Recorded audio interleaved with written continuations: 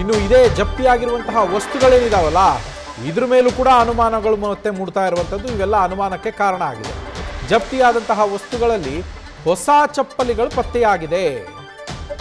ಅಂದರೆ ಅದರ ಅರ್ಥ ಕಾಡಿಗೆ ಹೋದವರು ಹೊಸ ಚಪ್ಪಲಿ ತಗೊಂಡು ಹೋಗಿದ್ರಾ ಅನ್ನುವ ಪ್ರಶ್ನೆ ಮೂಡುತ್ತೆ.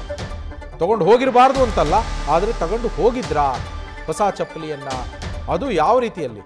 ಸ್ಟಿಕ್ಕರ್ ಕೂಡ ಕಳಿಸಿಲ್ಲ, ಕಾಲಿಗೆ ಧರಿಸಿಲ್ಲ.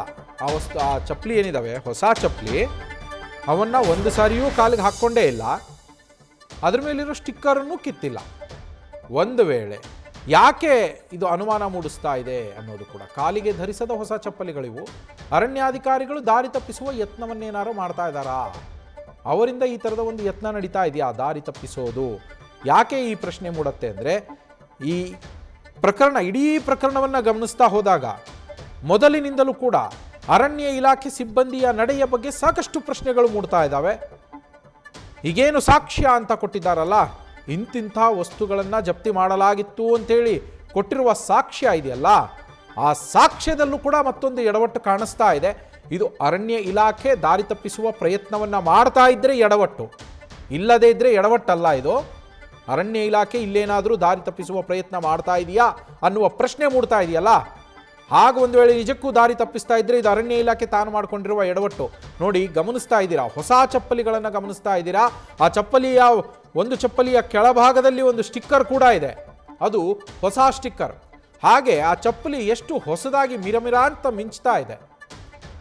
ಕಾಡಿಗೆ ಚಪ್ಪಲಿಯನ್ನು ಹಾಕ್ಕೊಂಡೋಗಿದ್ರೆ ಅದು ಕೊಳೆ ಆಗ್ತಾ ಇರಲಿಲ್ವಾ, ಕೊಳಕಾಗ್ತಾ ಇರಲಿಲ್ವಾ? ಕಾಡಿನಲ್ಲಿ ಇಷ್ಟು ಕ್ಲೀನ್ ಆಗಿರ್ತಿತ್ತ ಆ ಚಪ್ಪಲಿ? ಸುಮಾರು 5ರಿಂದ 8 ಕಿಲೋಮೀಟರು ಸುತ್ತಾಡಿದ್ದಾರೆ ಅನ್ನುವ ಮಾಹಿತಿ ಇದೆ. ಈ ಮೂವರು ಏನಿದ್ದಾರೆ ಕಾಡಿನ ಒಳಗಡೆಗೆ 5ರಿಂದ 8 ಕಿಲೋಮೀಟರ್ ಸುತ್ತಾಡಿದ್ದಾರೆ ಅನ್ನುವ ಮಾಹಿತಿ ಕೂಡ ಇದೆಯಂತೆ. 5ರಿಂದ 8 ಕಿಲೋಮೀಟರ್ ಕಾಲಿಗೆ ಚಪ್ಪಲಿ ಹಾಕ್ಕೊಂಡು ಹೋಗಿದ್ರೆ ಇದೇನು ಕೊಳಕಾಗ್ತಾ ಇರಲಿಲ್ವಾ? ಚಪ್ಪಲಿ ಕೊಳೆ ಆಗ್ತಾ ಇರಲಿಲ್ವಾ? ಇಷ್ಟು ನೀಟಾಗಿರ್ತಾ ಇತ್ತಾ, ಕ್ಲೀನ್ ಆಗಿರ್ತಾ ಇತ್ತಾ? ಹೀಗೆ ಹಲವು ಪ್ರಶ್ನೆಗಳು ಮೂಡ್ತಾ ಇದ್ದಾವೆ. ಇದೇ ಕಾರಣಕ್ಕೇನೆ ಅರಣ್ಯ ಇಲಾಖೆ ಅಧಿಕಾರಿಗಳೇನಾದರೂ ದಾರಿ ತಪ್ಪಿಸುವ ಪ್ರಯತ್ನವನ್ನು ಮಾಡ್ತಾ ಇದ್ದಾರಾ ಅನ್ನುವ ಪ್ರಶ್ನೆ ಮೂಡ್ತಾ ಇರುವಂಥದ್ದು. ನಮ್ಮ ಪ್ರತಿನಿಧಿ ರವಿ ಪಾಂಡವಪುರ ಲೈವ್ನಲ್ಲಿ ಜಾಯ್ನ್ ಆಗಿದ್ದಾರೆ. ರವಿ, ಸಾಕ್ಷ್ಯಗಳು ಸಿಗ್ತಾ ಇದೆ ಅಂದರೆ ಅರಣ್ಯ ಇಲಾಖೆ ಅಧಿಕಾರಿಗಳು ಏನು ಹೇಳ್ತಾ ಇದ್ರು, ಇವರು ಬೇಟೆಗಾರರು ಅಂತೇಳಿ. ಸಚಿವರು ಇವತ್ತೇನು ಉತ್ತರವನ್ನು ಕೊಟ್ಟಿದ್ದಾರೆ, ಇವರು ಬೇಟೆಗಾರರು ಅಂತೇಳಿ, ಅವರ ಹತ್ರ ನಾವು ಇಂಥ ವಸ್ತುಗಳನ್ನು ವಶಪಡಿಸ್ಕೊಂಡಿದ್ದೇವೆ ಅಂತೇಳಿ ಹೇಳ್ತಾ ಇದ್ರಲ್ಲ, ಅದಕ್ಕೆ ಸಾಕ್ಷ್ಯಗಳಾಗಿ ಈ ಫೋಟೋಗಳು ಕಾಣಿಸ್ತಾ ಇದೆ.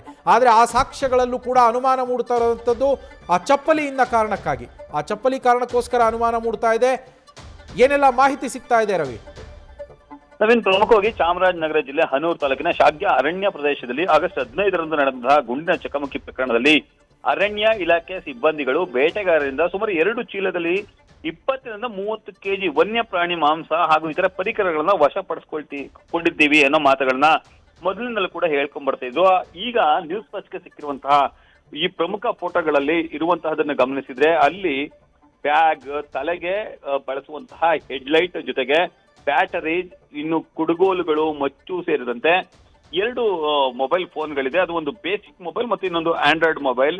ಇನ್ನಿದ್ರ ಜೊತೆಗೆ ಒಂದಷ್ಟು ಪಾತ್ರೆಗಳು ಮತ್ತೆ ಖಾರದ ಪುಡಿ, ಪಾರ್ಲೇಜಿ ಬಿಸ್ಕೆಟ್ ಸೇರಿದಂತೆ ಮಸಾಲಾ ಪದಾರ್ಥಗಳ ಆದಿಯಾಗಿ ಈರುಳ್ಳಿ, ಟೊಮೊಟೊ ಸೇರಿದಂತೆ ಹಲವು ಪದಾರ್ಥಗಳಿದೆ. ಒಂದು ವೇಳೆ ಇವರು ಕಾಡಿಗೆ ಹೋದವರು, ಹಸು ಮೇಯಿಸಕ್ಕೆ ಹೋಗಿದ್ದಿದ್ರೆ ಈ ಪದಾರ್ಥಗಳನ್ನು ಯಾಕೆ ತೆಗೆದುಕೊಂಡು ಹೋಗ್ತಿದ್ರು ಅನ್ನೋದು ಮುಖ್ಯವಾಗಿ ಕಂಡು ಬರ್ತಿರುವಂತಹ ಪ್ರಶ್ನೆ. ಆ ಕಾಡಿನಲ್ಲಿ ಅವರು ಅಡುಗೆಯನ್ನು ಕೂಡ ಮಾಡಿಕೊಂಡು ಊಟ ಮಾಡ್ಲಿಕ್ಕೆ ಹೋಗಿದ್ದಾರೆ ಅನ್ನೋದು ಮೇಲ್ನೋಟಕ್ಕೆ ತಿಳಿದು ಬರ್ತಿದೆ.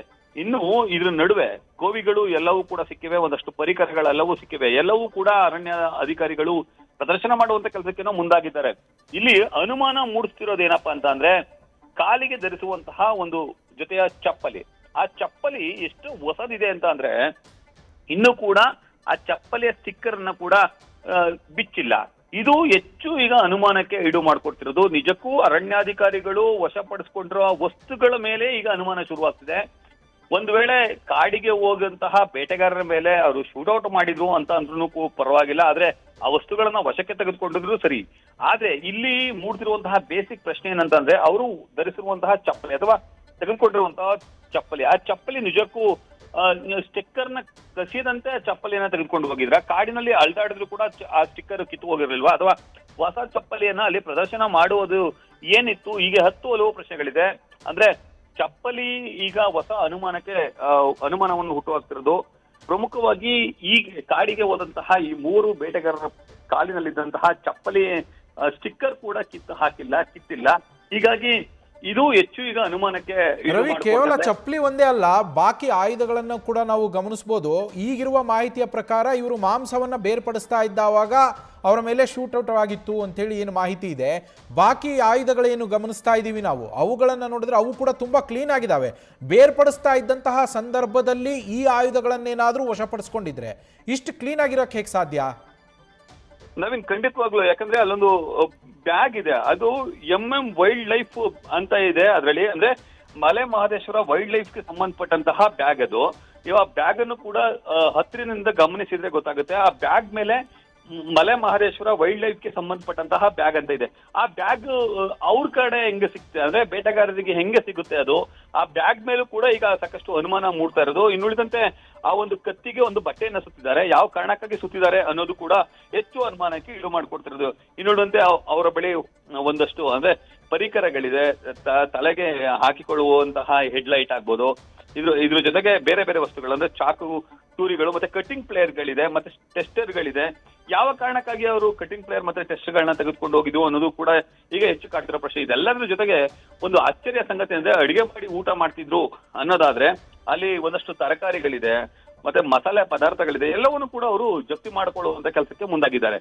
ಬೇಟೆಗಾರರು ಅಲ್ಲ ಅಂತ ಹೇಳಿದ್ರೆ ಇವೆಲ್ಲಾನು ಕೂಡ ಯಾಕೆ ತೆಗೆದುಕೊಂಡು ಹೋದ್ರು ಅನ್ನೋದು ಪ್ರಶ್ನೆ. ಇನ್ನುಳಿದಂತೆ ಅವರು ಹಸು ಹೊಟ್ಕೊಂಬರಕ್ ಹೋಗ್ತಿದ್ರು ರೈತರು ಅನ್ನೋದಾದ್ರೆ ಇದೆಲ್ಲನ್ನು ಕಾಡಿಗೆ ಯಾಕೆ ಅವರು ತೆಗೆದುಕೊಂಡು ಹೋಗ್ಬೇಕಿತ್ತು ಅನ್ನೋದು ಕೂಡ ಈಗ ಪ್ರಶ್ನೆಯಾಗಿ ಕಾಡ್ತದೆ.